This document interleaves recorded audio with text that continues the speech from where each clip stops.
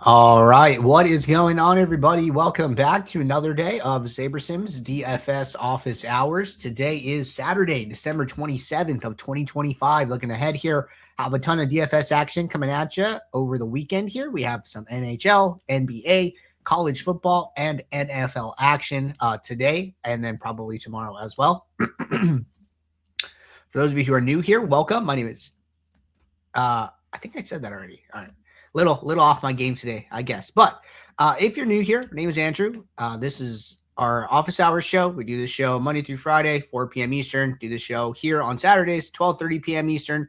Tune in any one of those days. Get your questions answered. We're going to go with a short intro here and jump right into SaberSim. Have plenty of questions to get to today. So looking forward to a good show. I have the 2-game NFL slate pulled up.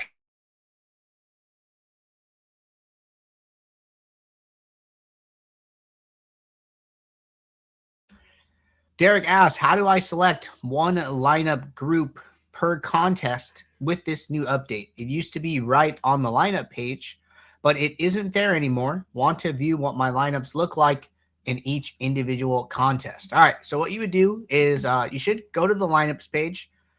In the template section, you open this up, and the templates will be here. They aren't deletable, so you should always be able to see them, like one group per contest, right? And then if you had, say, 220 maxes, for instance, right, and we'll generate 500 lineups. Make 2 adjustments here.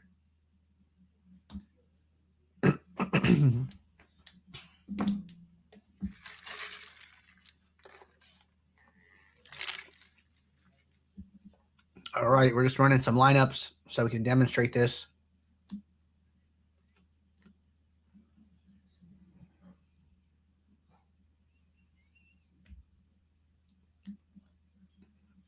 Lineups are just about done here. I'm going to switch both to Uniques 1. Old Saber score is fine. So when you're in this view right here, right, this is effectively if I had 220 maxes, this is what one group per contest would look like. And then from here, I can click on the name of a group. It will zone in on that group to show the exposures for that group only. So that is what you want to do. You should still be able to find it right here in the template section. All right. Next question, for settings on correlation and diversity, what are the default settings for 9+ NFL game slates, and how would these settings change for showdowns or 2 or 3 game slates? Yeah, so the best way to find out what the defaults are is to just open a new build and check if you have adjusted these settings. You will see that when you open a new build, they go back to whatever the default settings are. And then to see what the differences are, you know, like right now I'm on a 2-game slate. Okay, I look at the settings. They're at 2.9. All right. And then I go to, say, tomorrow for NFL. We have a 9-game main slate tomorrow. I go over to the 9-gamer. Same thing. Open up a new build. And then we go to the settings. And the 9-game slider settings are 5.8. So basically what's happening is correlation is going up the more games there are on the slate, and sim diversity comes down slightly. The kind of underlying premise here is that when there are less games on the slate, you need to be closer to the optimal lineup. And when you need to be closer to the optimal lineup, number one, you want your sim diversity to go up. And number two, you don't want to artificially inflate the projections in kind of any way, shape, or form, or you want to do that less. So what correlation does is it makes it more likely that players who are correlated together end up in the same lineup. So what we do is we take the play-by-play correlations and then we amplify them. We make them stronger. So when you see Hunter Henry is correlated to Drake May at a 0.35 value here, this is his raw correlation. This is if correlation slider was at 0. So there's already correlation in the sim, but we could make the impact of the correlation stronger via the slider. And On bigger slates, it is okay to do that because you likely do not need the optimal lineup to win. So on smaller slates, 3 games, 2 games, the slider is going to come down and down and down and just rely more on the play-by-play correlation. So that's the best way to see what the different sliders are. And then that's kind of the story that it's telling you. All right. Next question. I watched Jordan's latest late swap video, and it was very helpful. One question. For some NFL slates, I may have close to 300 contests I'm in, broken out between builds of GPPs, multipliers, and cash. For cash and multipliers, let's say I use the same one lineup across all my cash entries. When doing a late swap, do I have to manually check all cash contests in order to only late swap the one cash lineup? Or can I just leave all of the contests checked but select my cash template after hitting late swap, and will that work the same? Okay. So what you're going to want to do, well, by default, right? Anytime you have a lineup in more than one contest and you want to keep that the same, you should use the all contests in one group template. The reason for that is because it uses this, the late swap logic here is always defaulting to unique lineups, where anytime you have a lineup, if you have, if I have 20 lineups across 220 maxes, the all contests in one group will keep that the same. It will say, hey, we started with 20 lineups. We are going to continue with 20 lineups. So that is what this part is doing here. So this should be like kind of your default that you go to. What you could do is, I wonder if he could build one. No, I don't think so. Yeah. Okay. So I think the answer to this is simpler. Go with all contests in one group. The lineups that are duplicated, it will maintain. The lineups that are not duplicated, it will just swap those as normal. So I don't think you need to spend a lot of time like in the late swap window kind of unchecking and checking contests.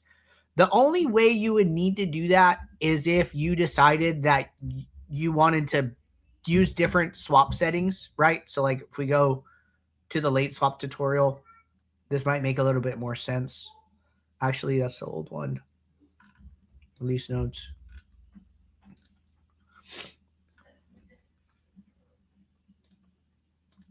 All right, let's pull this up. Okay, here. So the only time it would probably make sense to check and uncheck stuff is if for your cash contests you were building with like optimizer mode, and for your GPPs you were building with sim mode, which is like what we recommend. Take advantage. I'm like almost positive this works. This is why it's set up this way. Take advantage of filtering the table here. Like the same way you can right click on a header here in like SaberSim, do the same thing in the late swap thing, right? Because I could filter, for instance, by type. If this was type, I'd be like, okay, I only want to see my GPPs, right? And then, so I go and I only look at the GPPs, and then maybe I uncheck them all with the mass uncheck box here, which will uncheck all of the contests at once. And then I turn off this type filter. Now I'm only left with, say, my cash contests, and then I switch those to optimizer mode. So the whole reason that this like, uncheck all box is present is to make it easier for you to quickly go through your contests and select which ones you want to swap and which ones you don't want to swap. So I think some combo of like table filtering and uncheck all should make the GPP and cash separation a lot faster. So that is the only time I think you really need to spend time deciding which contest you're swapping for based on build mode, right? That's going to be valuable. All right, next question. I've created a lineup group template that results in approximately 10 lineup groups. How does SaberSim sort these? I assumed it would give the highest potential ROI groups the highest priority, but I've had some odd things happen. For example, my cash game lineup group is listed near the top ahead of some other MME GPPs. So the way this works, let's say you run a build and you have, 220 maxes. The builder sorts these by dollars per entry, okay, which is the average entry fee per entry in a group. So if I have, well, we're just going to break it down. I know you said you have 10. Let's say we have 2. Let's say the top one is $1 and the second one is 50 cents. $1 is going to go on top. 50 cents is going to go on the bottom. The reason it does this is because the higher dollar per entry contests have a bigger impact on your overall portfolio. So what SaberSim is doing is saying, hey, we want to make sure the highest dollar per entry contests get the first lineups, and then the lower dollar entry ones get the next and the next and the next. So the smaller dollar per entry are just going to have a smaller impact on your overall portfolio dynamics. So that is why it works that way. But good clarification question there. All right. Why don't we jump into a build demo? We will jump back to the 2-game slate for later this afternoon.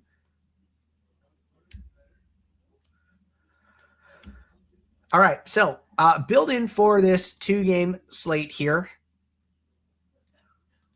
And I'm just going to do one group, 20 lineups. So we've already kind of started this here. Infamous Quarter said that makes perfect sense. Thanks. You're welcome. All right. So what did I do up front, right? I'm going to use these lineups. I didn't really do that much. I made 2 small adjustments to to ownership projections here. And then I didn't set up any rules or filters. I didn't really change any sliders. Kind of just rolling with the defaults here, right? Trusting the projections, letting SaberSim figure out what are the best things to do on this slate. I always say the smaller the slate, the less kind of restrictions you want to give the builder, because the less games on the slate, the higher the variance, which means like weird things can happen.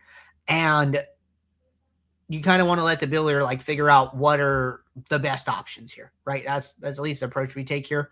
So very, very hands-off up front. Okay, great. I run 500 lineups, run as many lineups as your plan allows. I get into the post build. Right now, I'm just using Unique's One Saber Score because I don't have an entry file uploaded. If you do have an entry file uploaded, I would recommend sticking with portfolio diversity. But either way, I'm in the post build now. Great. I'm going to come into my table and sort by exposure. And a couple things I want to do, right? One, I want to look at my highest exposed plays. Yes, that is true. I also want to look at my highest leverage plays. For instance here, right? I have some high exposures, 95, 85, 80, 80. But these players are very high owned as well, right? So I don't actually have to, I'm actually not that different from what we expect the field to do here. Now, the biggest, like, quote unquote, stand I'm actually taking here is on 1, Malik Willis, and then 2, Jaden Reed. And Jaden Reed is my biggest leverage, second biggest leverage play, but he's only 55% owned, right? So like playing Jaden Reed in 55% of my lineups is a lot more impactful than playing Nico Collins in 95% because he's 80% owned, right? So much of the field is playing him. So those are the things I want to look at, right? Positive leverage, also negative leverage. Who am I taking the biggest stand against, right? Looks like I'm pretty heavily fading the Chargers here. Don't really like McConkey, Herbert, Allen. So just kind of taking a stand against, seems like their passing game as a whole here. If there's something you don't like, you have tools to change those things, right? Minimax exposures are going to be your best options here to get more of a player, less of a player, whatever direction you want to go there. For me, I'm okay with this, taking a stand on Green Bay, taking a stand against the Chargers. I think all of those things are okay. I'm not very opinionated here. And I think at the end of the day, though, what you don't want to happen is you don't spend the couple of minutes that it takes looking at those things. You get into the contest, something happens, and then you're like, oh my gosh, why do my lineups look like this? I would have never played my lineups this way, right? That is what we're trying to avoid, right? We're trying to make conscious stands. Hey, I am aware I am taking a stand against the Chargers. Do I accept that or do I not? Right? I'm aware I'm making a stand on the Packers quarterback and receivers. Am I comfortable with that or am I not? Right? At the end of the day, we want to be happy with how our lineups looked before we entered them. That way, whatever happens, we can kind of accept that, right? So good or bad. All right. Question rolling in while we're talking about this. SaberSim doesn't support esports showdown contests, so I made my own custom field. It was pretty accurate to actual ownership of the contest, with some players being off around plus or minus 3%. Looks like Chuck here is still typing, which is okay. To elaborate on what we're talking about for other users, so we're talking about League of Legends specifically here. We don't support CS2 anymore, so this has to be a League of Legends question. And for these League of Legends showdowns, we do sim the match, so we have projections. But Chuck is correct in that we do not have ownership. We do not project ownership for League of Legends showdowns. So you can see we have the projections, no ownership, right? This is what the question is around.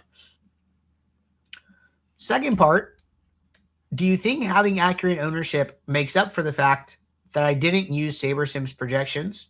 I developed my own model to predict performance to be able to develop plausible fields. So my opinion here is that having good fields are better than having no fields. I'm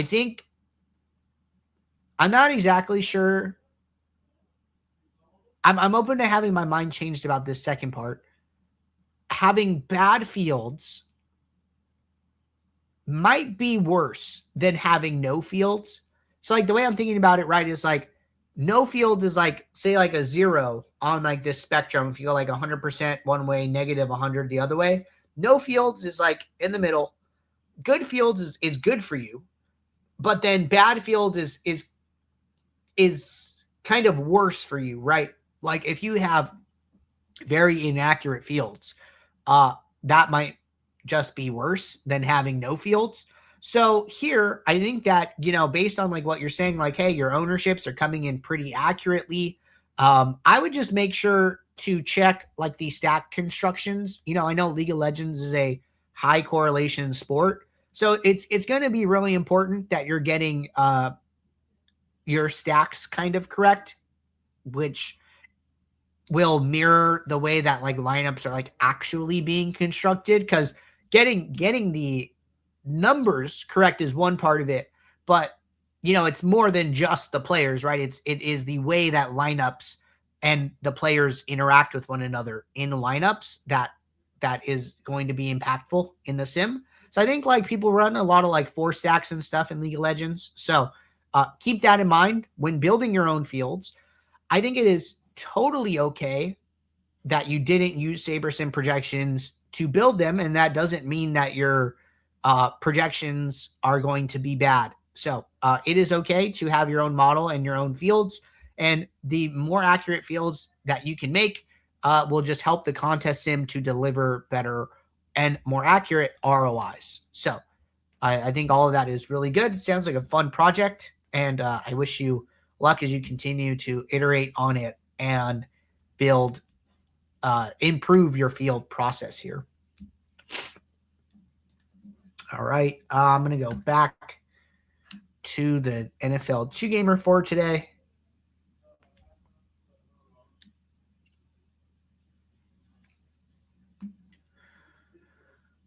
Okay. So getting back to this, I think we were like pretty good with everything that we were reviewing here. One thing to note, this is a just like a little bit of a reminder for some folks, but I am aware that people like to kind of look at their positions, right? Like, hey, I want to look at my quarterbacks. I want to look at my running backs, receivers, right?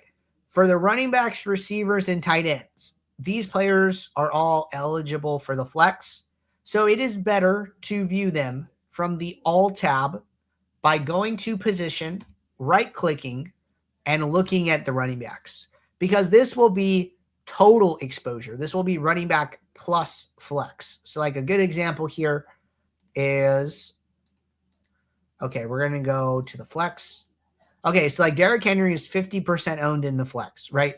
If I looked in my running backs, I don't have him at all. The reason for that is that SaberSim will default players in the later game to the flex position to give you flex, more flexibility in if you need to swap or anything like that. So I might look at my running backs, hey, I don't have any Derrick Henry. But if I look at my overall running back exposure here, well, I actually have 50% Derrick Henry. So that is what is happening here. So just keep that in mind. But yeah, only running backs, receivers, tight ends are the only ones you need to be concerned about. Other than that, quarterbacks, you can just look at quarterback slot. Defense, you can just look at defense slot. All right. With that said, oh, wait, follow up from Chuck. Chuck said, thanks. I think I can check my work with contest flashback too. I'm not sure. I'm not sure if contest flashback works for League of Legends showdowns. I know it works for regular contests. So why don't we go back? Looks like there was a slate yesterday. We can check real quick.